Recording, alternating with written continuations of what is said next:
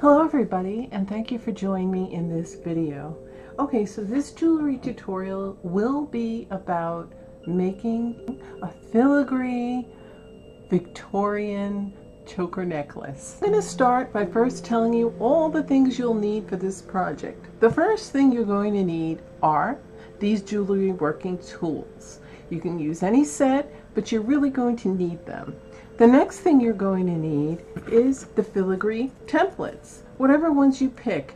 Now, this set was from a set that I'd gotten from Panda Hall off of Amazon, and they came in multiple different shapes and sizes. It gives you so much, and there's so much you can do with this, because I've made so many different things, and you can even paint them. I've painted them with nail polish or regular paint.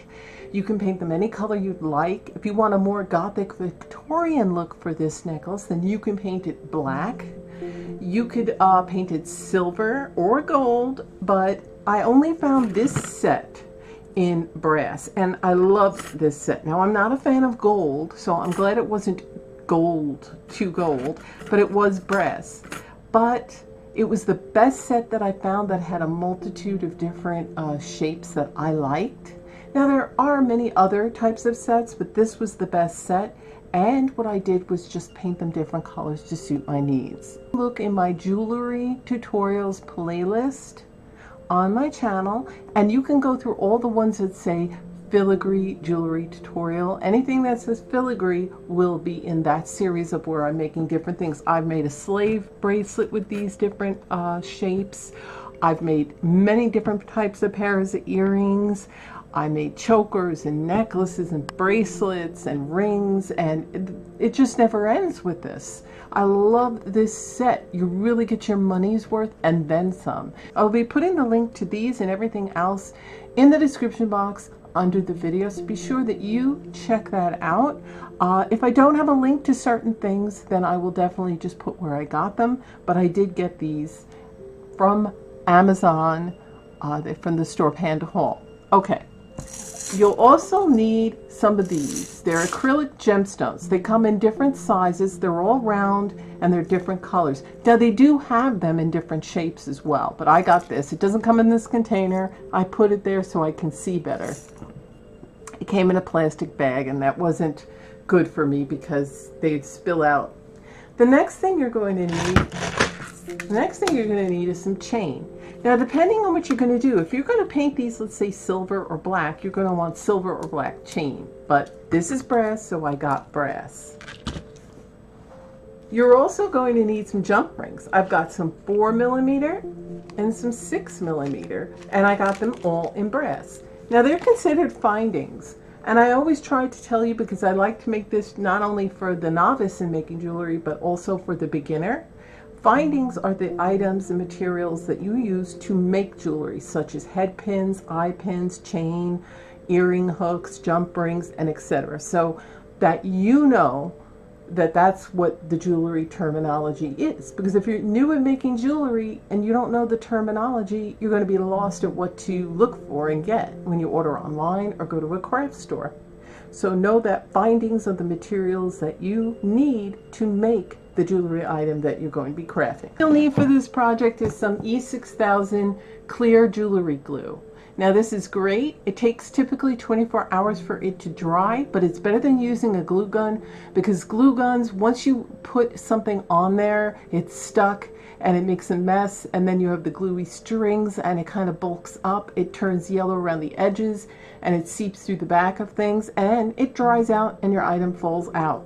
So that may be good for other things, but this is great for making jewelry, especially if you're going to make it to sell or give as a gift. You want to do it professional. And the other thing you're going to need is a toothpick to apply this, because you don't need a lot. And be careful with this, because this oozes out. So you want a cup or something to stand it upright when you use it. Okay, so you're also going to need some beads. preferably teardrop beads. So now what I'm going to do is let's get started. So the first thing we're going to do, and I'm hoping that this is focusing properly, is we're going to get our pieces out that we're going to need.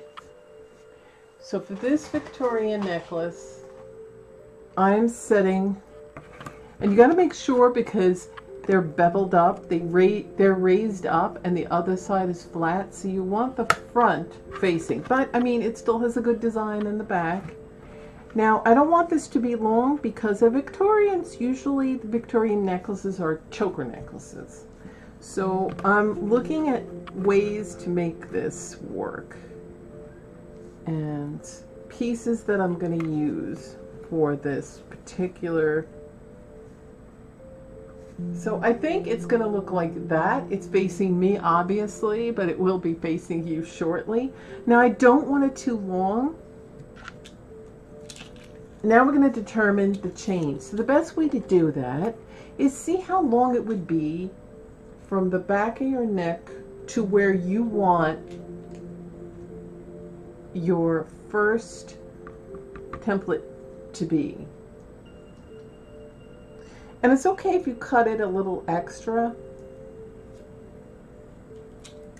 I think I'm going to cut it a little extra just to be on the safe side. So take your cutters and cut your chain. Here I like these little work mats. I cut it about 9 inches. Now we probably don't need the full 9 inches for this project, but it's good to have nonetheless.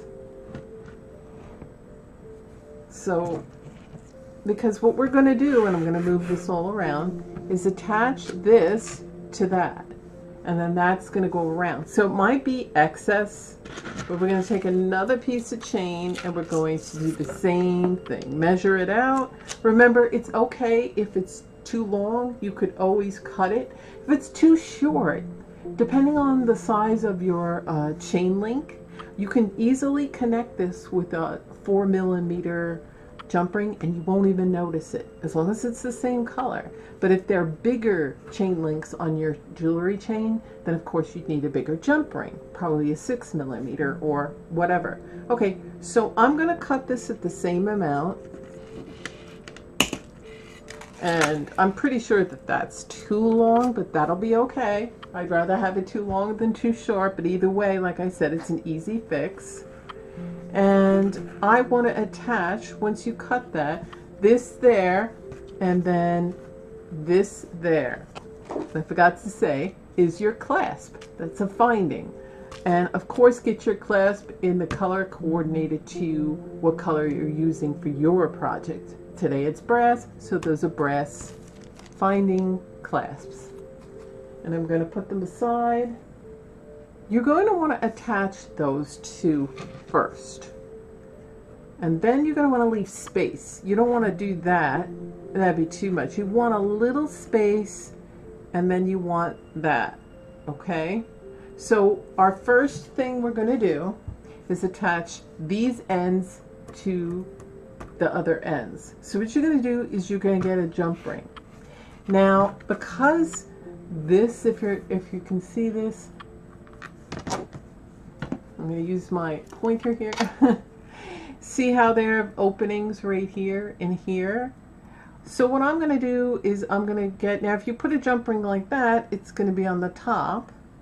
If you put it in there, it's going to raise it up like that. But if you get a big enough one, you can go through the center one. So I'm going to see which one works better because I want it to sit nicely. But you want to make sure it's secure, because if it isn't, even if it's slightly open, things can slip through and fall out. Okay.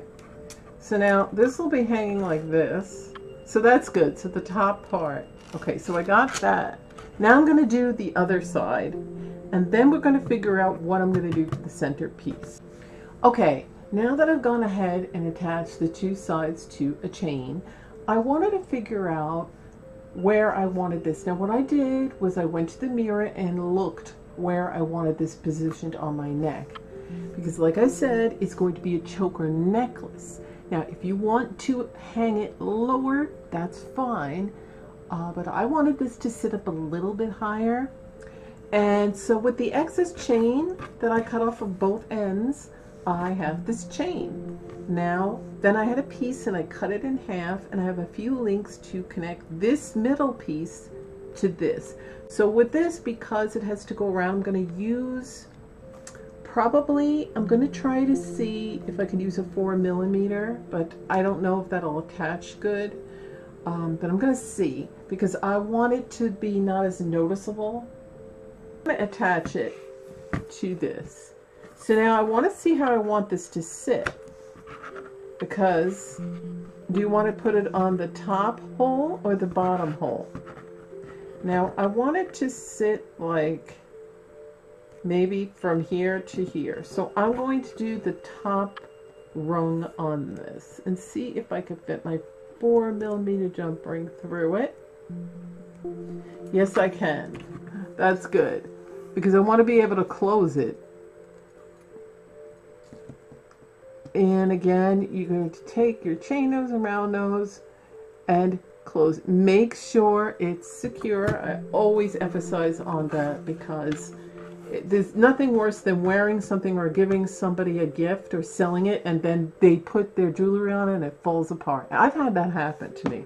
So now that I've attached that, you want to position this and see where exactly. Do you want this hanging up higher, lower? But I think right here will be appropriate for what I need. Now you could always go back and trim more chain and make it shorter if it's hanging lower than you expected. That's the beauty of it. You can always adjust it. Don't feel like you're stuck with it once you created it that way. And so now I'm going to hook the other end up. Working with these when you have nails is really hard, so it was good to have some tweezers with you. When this is all finished, we're going to affix the acrylic gemstones. The reason why I don't do that now is because that should always be your last step, because you're going to be fiddling and moving this around and handling it a lot. And I lost that. Okay, here it is. And you don't want to knock them off and get glue all over the place. You want it to dry and cure, so the best step is to do the gluing of the gemstones last. And my cat wants in again. I can't let them in the room. Okay, so now we're going to be putting our jump ring, our 4mm jump ring in, and I estimated that I want it hanging a little bit low but not too low, and it fits perfectly. So I'm going to go ahead and close this jump ring. So again, make sure that this isn't backwards, because it's very easy to do. The front will be raised and the back will be flat. It's kind of hard because you don't notice it too much, but definitely check it. Okay, so this is what I got so far. Now I've got to attach this end like that. Okay, now I've gone ahead and attached all of the three pieces together, and what we want to do next, and we can always remove them after, is we want to connect our, so what we want to do next is we want to connect our clasp, and we also want to connect on the other side a 6mm jump ring. Now that's to try on the necklace to see if it's sitting properly the way we want it. If it's not sitting high enough, we might have to cut the chain. If it's sitting too short, we might want to add to the chain. So this is the time to find that out before you attach all the other pieces. So I'm going to go ahead. Now remember, if you have to, you just remove these. But for now, I'm going to get one of my clasps out. Now I'm going to get two 6mm jump rings, because that's what I'm going to need.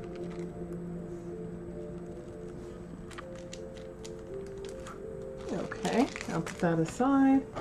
So now I'm going to open them.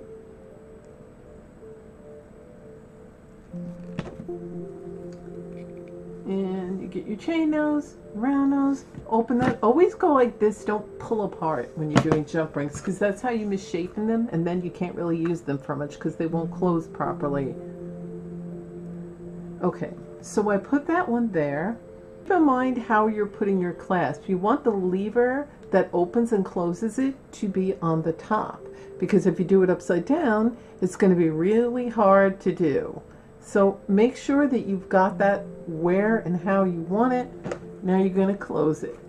and on the side you want it. So we got that. Now on the other side, we're going to attach the other 6mm jump ring. Now you could use a 4mm jump ring to go in there, but the thing is, that's a little thick and it'll be a tight close. It may not close all the way if I used a 4mm jump ring for that. Take this and try this on. I attached all of these pieces and it was too long, so I cut some of the chain off and then I reattached the clasp and the 6mm jump ring to the other side. Now I may still trim a little more. I don't know, it depends when the final it depends when it's all complete and if I still think it hangs really low. It depends on when it's finally complete. If I still think it hangs too low, then I'll take care of it that way. So I'm trying to make this as broad as I can for you. So now for the next step. The next step is we want to hang this piece off. That's going to be like the dripping point of it. Now there's many more shapes, but I chose this. And what I'm going to do is, it's simple because there's a loop here to hang a jump ring and over here. So I'm going to take the 4mm jump ring and attach that. Okay, so I went ahead and I took my 4mm jump ring and I attached the last piece to it. So now I'm going to go to the mirror and see how low that looks. Okay, now that I got it the way I want it, and I tried it on, and I like the way it's sitting, I might shorten it a bit because I can go about a ½ inch to an inch shorter, but for now I'm going to leave it like this. Now the next step is going to be connecting the hanging chains and beads, because after all, this is a Victorian necklace. And what you typically do is hang dripping chains like that, you know, to that, and then on the other side, kind of like this. So that's what I'm going to do, and I'm going to see what kind of length I want before I cut the chain off the roll. So I could go in the center here to here. It depends on how much you want that to hang. I'm not really sure. You want to have it like a loop. Okay, so now I'm going to try to show you.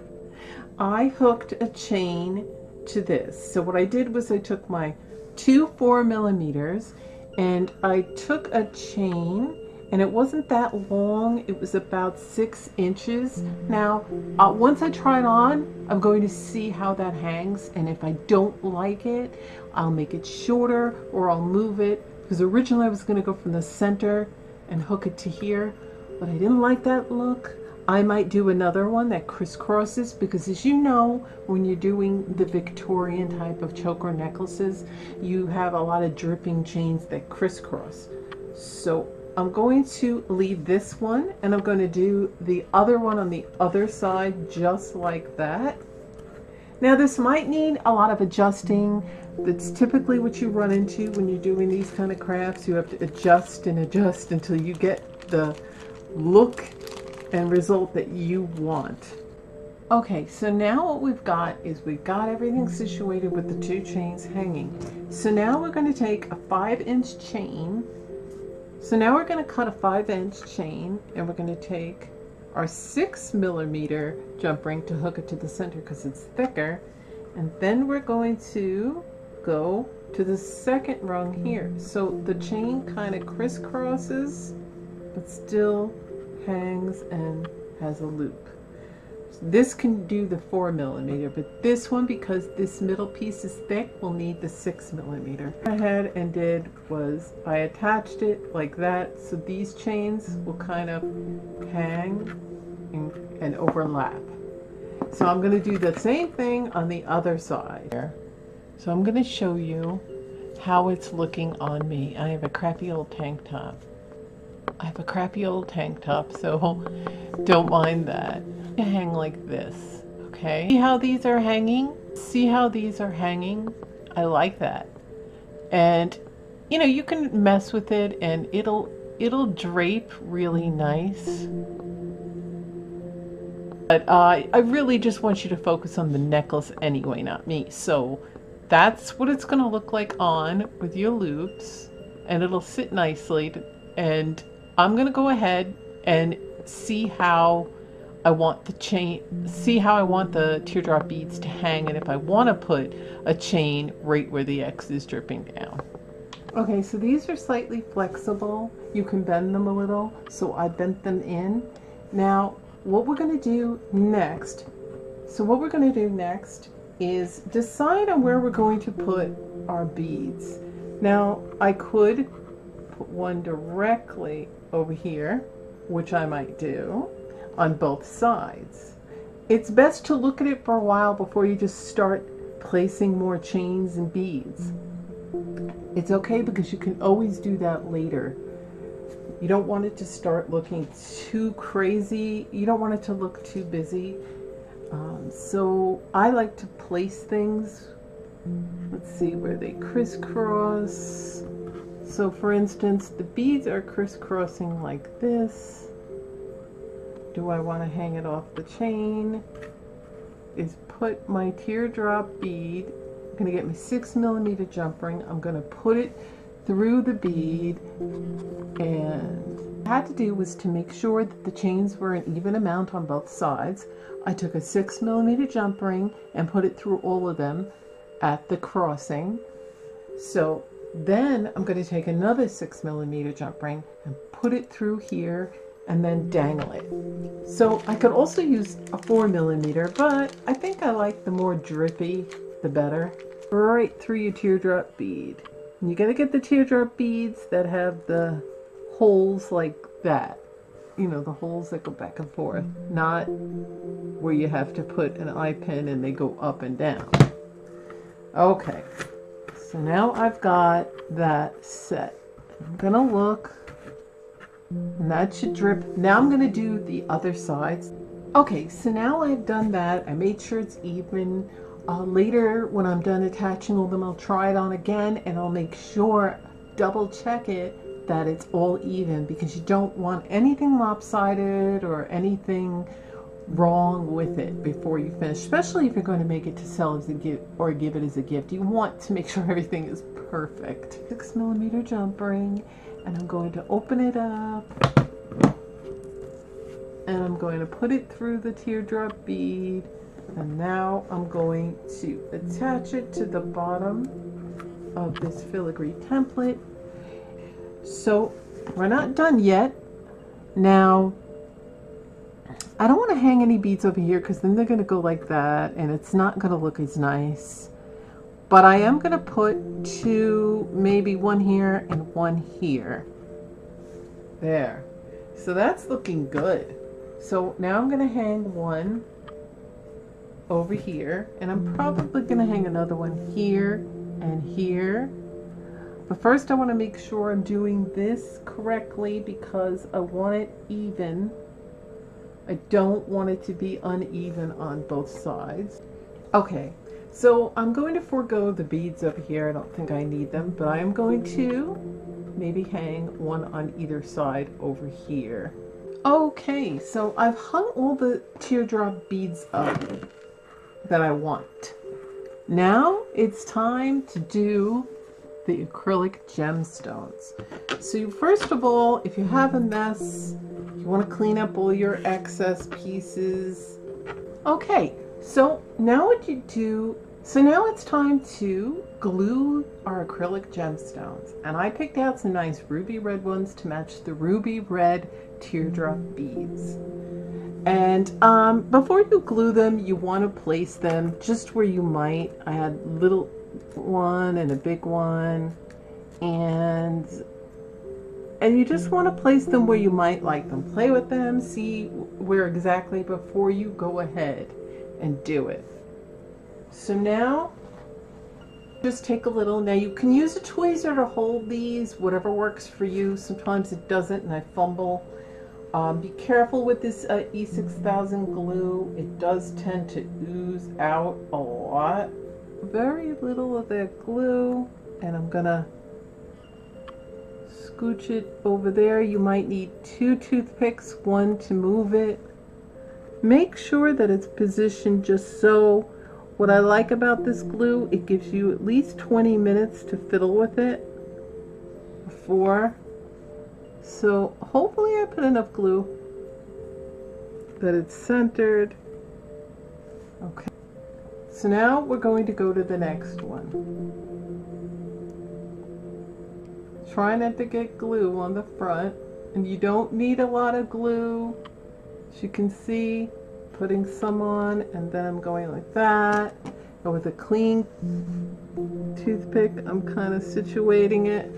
Want to make sure everything is centered. This is the part where you want to take your time, hold it down.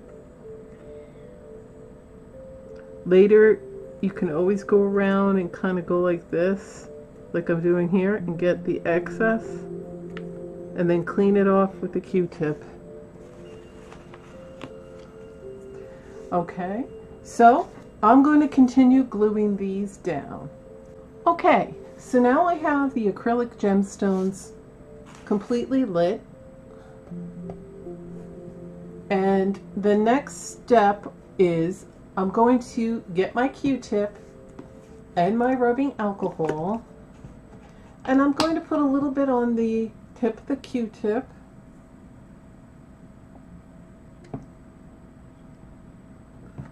Not too much.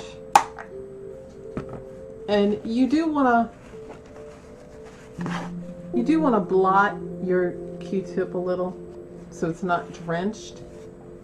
And then very gently, you're going to want to shine up very gently and clean it. Get a clean toothpick and go around the edges and pick off any, and then go like this. And then once it's completely dry, I'd give it about 40 minutes to a half an hour. Then you could go on the back and flip it. But you see, that shouldn't be too dirty, but then you can go like that. Continue cleaning, and I'll be back with showing you the final results of how it looks like. Okay, so here is the final product on me. Keep in mind I have an old raggedy shirt on right now because I'm doing crafts and I don't like to wear good stuff. So that's what it looks like, and that's what's going to be hanging. To do these pieces, I can make them shorter, but I like the way they drape down. And if I wanted to make this whole entire thing tighter, I can, but I like the way it looks with all the crisscrossing and dripping. Do you see what I mean? So here is the final product. As you can see, try not to get a shadow on it, but and all the chains, and I kind of showed you what it looked like on me. Another day I'll be wearing them and I'll give you an update. So these are the earrings I made a while back, and for a fringe I got some little long seed beads, and I used some eye pins there, and I used some head pins to attach them, and 4mm jump rings. See, they're the same thing. So it actually looks like a set, but I actually created these, I want to say back last winter.